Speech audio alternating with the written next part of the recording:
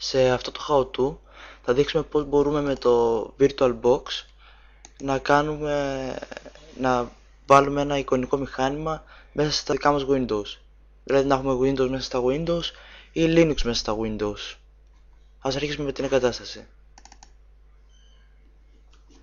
Πατάμε εκτέλεση.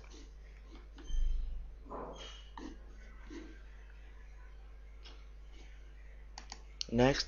Η εγκατάσταση δεν είναι κάτι δύσκολο ή σοβαρό. Πατάς απλά Next.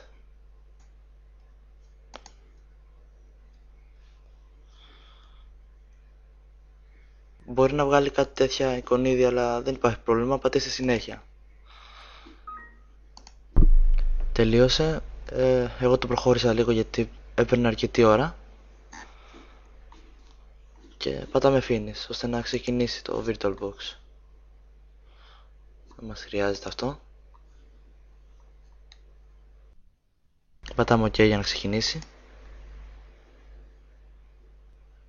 Αυτό εδώ είναι για να κάνεις register στο site, αυτό δεν μας χρειάζεται.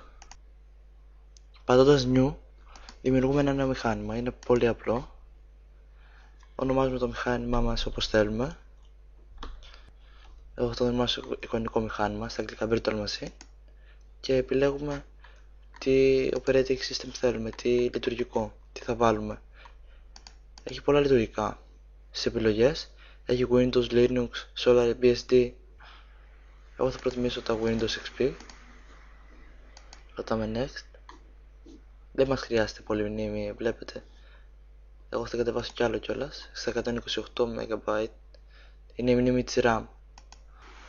Εδώ πέρα φτιάχνεις ένα νέο partition ώστε για το καινούριο εικονικό μηχάνημα. Next. Εδώ πέρα επιλέγετε άμα θέλετε ο χώρος του εικονικού μηχανήματος να μεγαλώνει σταδιακά όσο μεγαλώνει και οι ανάγκες του εικονικού μηχανήματος, ή το fixed storage είναι ώστε το μηχάνημα να έχει ένα μια σταθερή μνήμη και να μην αλλάζει. Εγώ θα προτιμήσω το fixed size.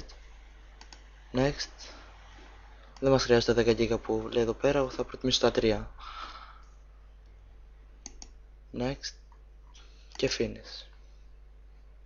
Θα το προχωρήσουμε μαγικά εδώ πέρα.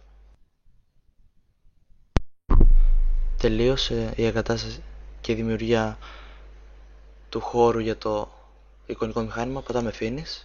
Όπως βλέπετε το μηχάνημα εδώ πέρα είναι έτοιμο για χρήση. Πατώντας Start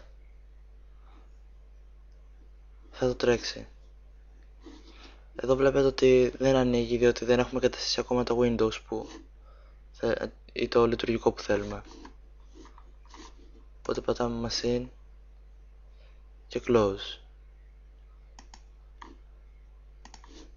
Για να εγκαταστήσουμε το λειτουργικό πηγαίνουμε Settings, CD DVD-ROM.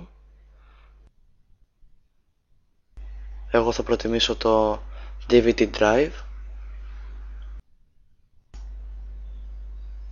Πατάμε Start και αρχίζει η εγκατάσταση που οι περισσότεροι ξέρουμε. Να βλέπετε η γνωστή μπλε οθόνη των Windows και ξεκινάει η εγκατάσταση. Για λόγους συντομίας προχώρησα το βίντεο γιατί πήρε αρκετή ώρα μέχρι την εγκατάσταση. Τώρα θα ανοίξουν κανονικά τα Windows και θα δείτε και μόνοι σας ότι έχετε Windows μέσα στα Windows. Φυσικά, όπως είπα, μπορείτε να βάλετε ό,τι άλλο λογισμικό θέλετε για να το δοκιμάσετε. Θα ήταν πολύ καλή ιδέα για να δοκιμάσετε λογισμικά όπως Linux ή Mac για τη χρήση τους. Επίσης έχουν βγει προγράμματα ώστε να δοκιμάσετε και λογισμικά κινητών όπως το Android της Google, όπου θα βόλευε πάρα πολύ πριν εγκαταστήσετε. Πατώντας, όπως είπα, το δεξί control, το το ποντίκι των κανονικών Windows και πατώντας απλά χρησιμοποιείτε τα Windows που μόλις άνοιξαν. Εδώ έχουν τα χαρακτηριστικά των Windows όπως είναι μετά από format. Βλέπετε δεν έχει τίποτα, μόνο τα παιχνίδια. Ήταν ο Μανώλης Δερμιτζάκης για λογαριασμό του opinionbox του QWERTY.gr.